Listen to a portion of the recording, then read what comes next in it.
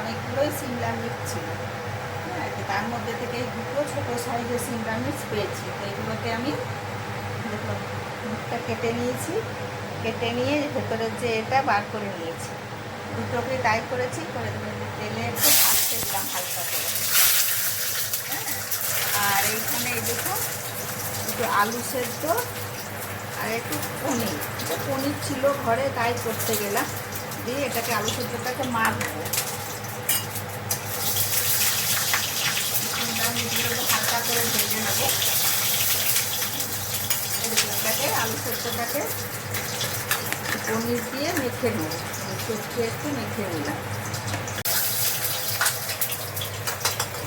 এই দেখুন শিমলা মির্চগুলো ভেজে তুলে নিলাম হালকা করে।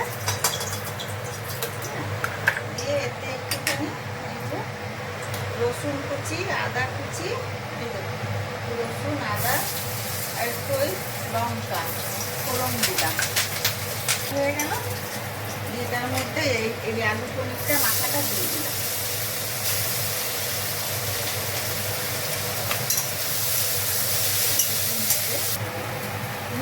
গোলমরিচ গুঁড়ো দেবো।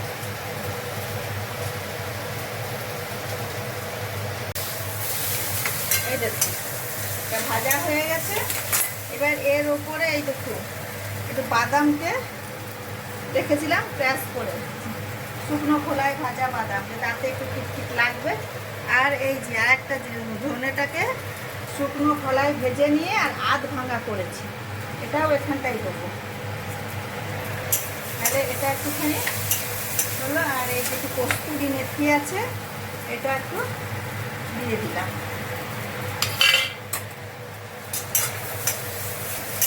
এটা হয়ে গেছে,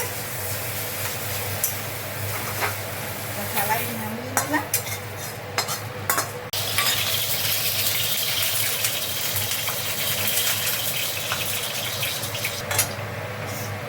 পেঁয়াজ ভাজতে দিলাম।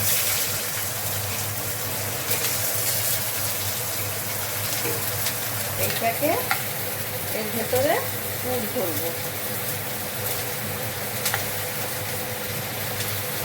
ছেড়ে বেরিয়ে যাবে তো,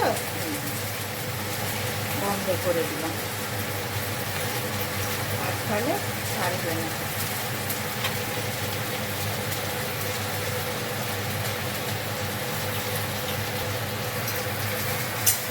আচ্ছা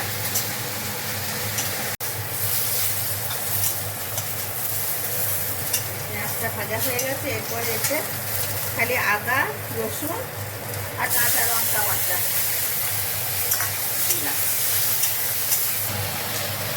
একটু ধনে গুঁড়ো আর জিরে গুঁড়ো।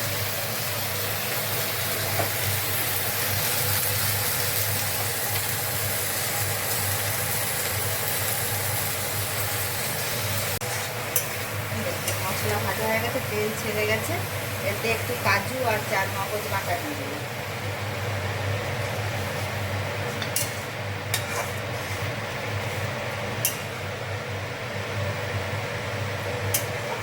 এই জলটা থাকলো, এই দেখুন এর ওপরে এটাকে বসিয়ে দিলাম,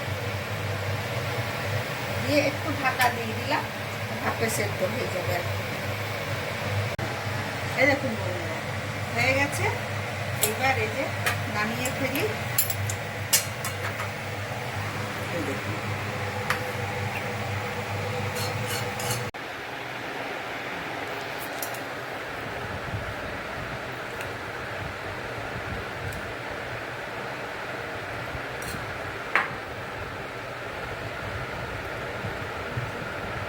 মুখটাকে তুলে দিলাম।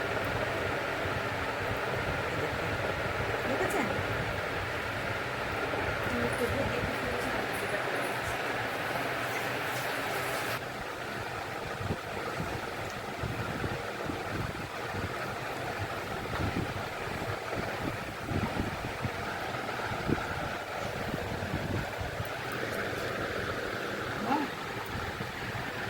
আপনারা একদিন বানিয়ে খেয়ে দেখবেন, খেতে খুব ভালো লাগে। এটা হলো শিমলা মির্চের ভাজা করলাম, খুব ভালো লাগে খেতে, খাবেন। রাখি, ভালো থাকলে পাশে থাকবেন, সাবস্ক্রাইব করবেন, শেয়ার করবেন। ছাড়লাম।